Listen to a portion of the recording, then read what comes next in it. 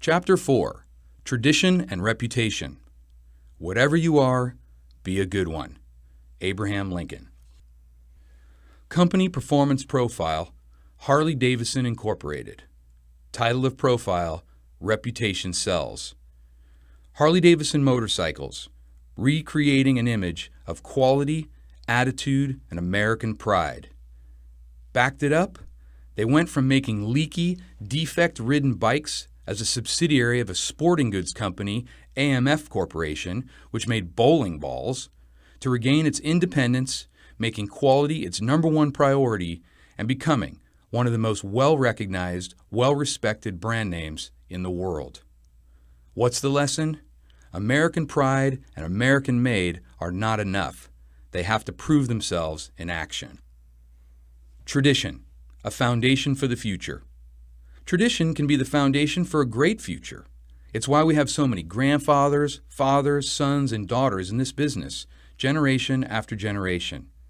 Tradition's a powerful thing, but it has a downside too, namely, hanging on to beliefs, actions, or behaviors that no longer work. In the 1960s and 70s, unions had some beliefs and traditions that were hardcore. Even when contractors turned their backs, they still didn't change. And even when major plants and manufacturers kicked out union contractors and workers because of those old traditions, things still didn't change.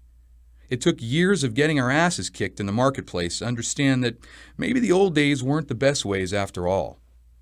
Never turn your back on tradition. It's made plenty of unions and contractors great organizations. On the other hand, never lean on traditions that have outlived their usefulness. You'll know the difference. Street credentials, union reputations today.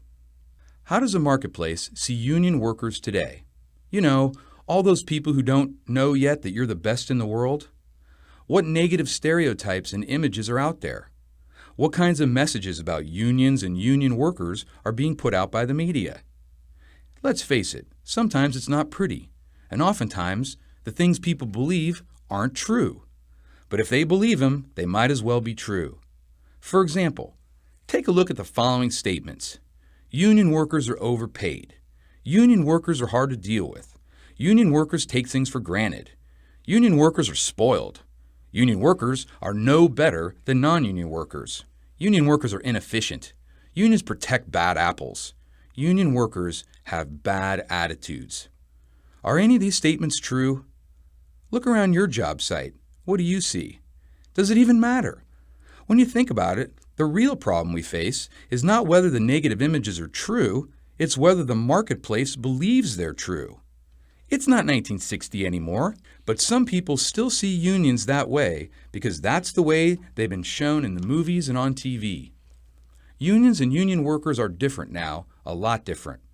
A lot more consistent and cooperative, and a lot more competitive. What would it take to get people to believe the exact opposite of each of the statements that we just went over? Union workers are worth every penny. Union workers are a pleasure to work with.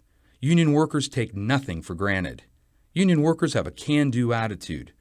Union workers work their butts off for everything they've got. Union workers are light years ahead of non-union. Union workers are unbelievably efficient. Unions never tolerate slackers. Union workers have outstanding attitudes. Union workers are always a better value. What would it take? Just this. Make sure we're the best in the whole damn world and then tell the whole damn world about it. Old school says, new school says. Old school says, we never did it that way. We don't have to change. We don't like any new ideas or approaches, but, well, we don't have any of our own. New school says, let's build on how we used to do it. If we don't change, we can't get better. And let's take some risks if it means a better deal for all of us in the long run. Construction unions. Not all are created equal. In the old days, union solidarity was the only way to go. Stand up for all your union brothers, right or wrong. Stand tall with the labor movement. It was all part of pride and tradition, and it's how the labor movement became powerful. Today, it's hard to ignore the differences among construction unions. The truth is, some crafts are moving forward, and others are stuck in the past. In 10 years, some crafts will be thriving while others will be struggling or maybe gone. Some crafts will work toward a better deal for everybody. Others will look for a better deal for themselves. And some won't do jack shit. They'll be the ball and chain the rest of us have to drag around. 3 types of unions. A building trades checkup. In your local building trades, there are likely 3 kinds of unions. They look and sound something like this. Smart unions moving forward. Smart unions deal honestly with their members, take the right risks, sometimes pissing off the old school members in the process, and get results. They have decent relationships with their contractors, and they're busy organizing new contractors and getting more projects. They're not looking at their own internal politics as the most important thing. They're doing a great job at training and retraining. They're aggressively organizing and growing the pie for their members and their contractors. These unions are the leaders, and it's their members who will benefit the most. Unions that are facing change and are not too happy about it. These unions are just starting to change. Maybe some of the membership isn't too happy about it, so they're dragging their feet. Maybe they have really bad relations with their contractors, so everything's always about conflict. Maybe the business manager is a new guy trying to get on his feet. These guys will probably make it, but it's going to take them a while. Unions in denial. These unions have leadership that isn't doing anything. Maybe they're just trying to protect the status quo at election time. Maybe somebody doesn't want to take any risks or do anything different, no matter how important it is. Or maybe the business manager is a great guy and leader, but there's a small and loud group of rank-and-file guys that won't let change happen. It could be that this very vocal group makes it close to impossible for the union to move forward. Without change, this union's future is one of fewer members, hours, and opportunities. What's the bottom line? Unions are like businesses. Everyone is going to take a different approach. The ones that are moving forward aggressively, like any good business, are going to do well, and so will their members. The ones sitting on their asses are going down sooner or later.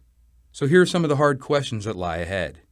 Should every construction union support every other union all the time, right or wrong? And if another union isn't getting the job done, or if it's standing in your way, what should happen? I'm not saying I have the answers, but these are things we all need to think about, and the sooner, the better. Union pride equals self-pride. If you spend any time on the highway, you'll see a lot of bumper stickers that say things like union pride or proud to be union. Well, what does that really mean? Union pride is about self-pride. It's about standing up for and with your union through your performance and commitment. What union pride is not about is standing behind your union, expecting it to make excuses for you for why you can't get the job done. Union pride is not one of your guaranteed benefits you get by making your monthly dues payment. Union pride is earned. Union pride is earned every time you go the extra mile to get the job done right. It's earned by encouraging others to do the same. It's earned by keeping up your skills and learning new ones.